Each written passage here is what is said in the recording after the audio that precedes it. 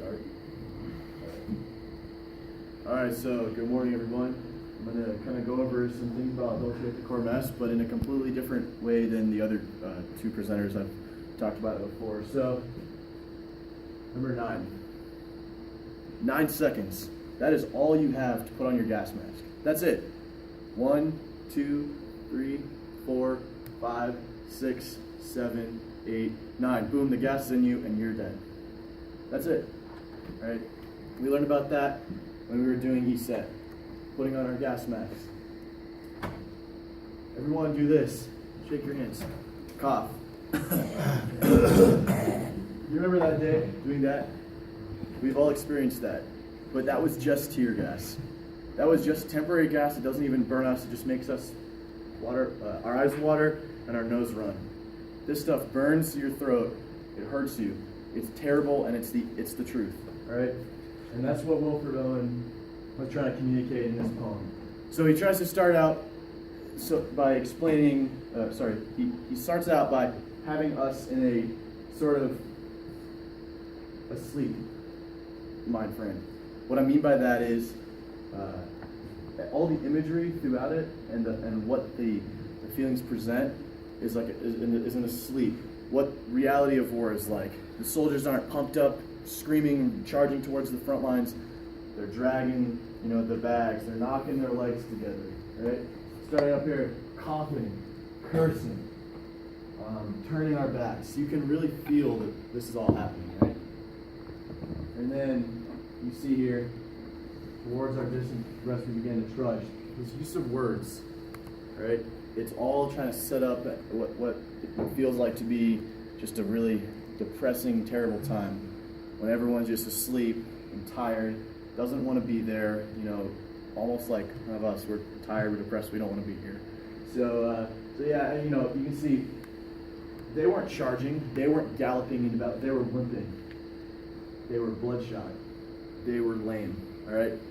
One big thing that I'll cover throughout this entire poem is Wilfred Owen likes to appeal to the senses. All right.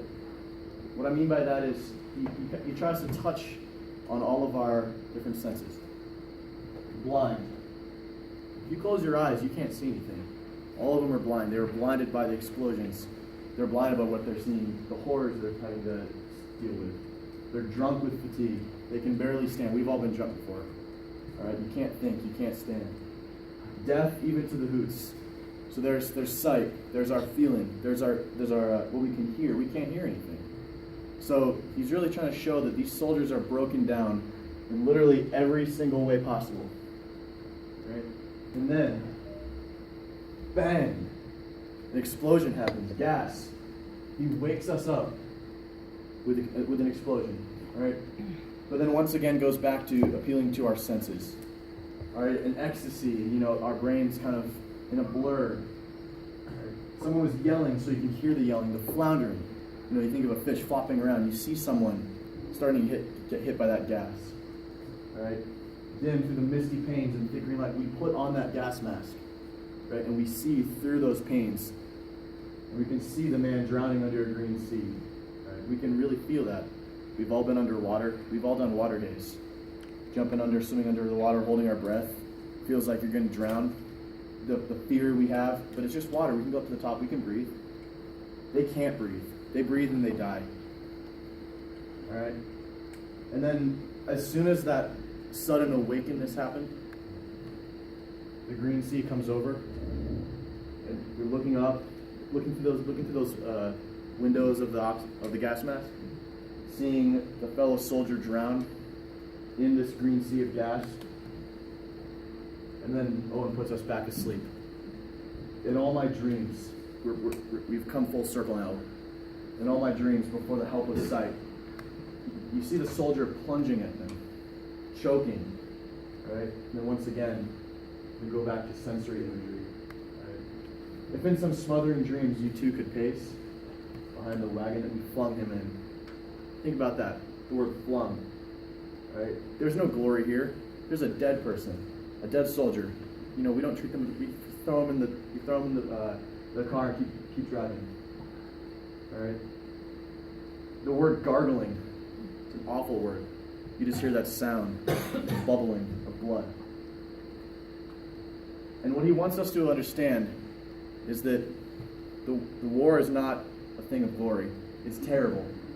He tries to get us to really imagine that, kind of like how I had you guys flap your arms and cough, to really relive that terrible time. So he can essentially destroy the lie that is told to these young soldiers, Dulce et decorum est pro fratrem mori. It is sweet to go and die for your country. And coming full circle to our course, we see the deaths of war. This is the Sicily Rome American Cemetery, right? There's many cemeteries all over the world like this, and people die in these wars. It's terrible. Right? We've seen Arlington. This is just one. And it's important that we understand that lie of war, that lie about war it's true. It is a lie. Because if we believe that lie, we forget about the killing and the destruction we're doing, and then we become someone who fosters killing. And we read that article about how we should foster reluctant killers. We should realize how bad war is, and understand the truth behind it. Thank you.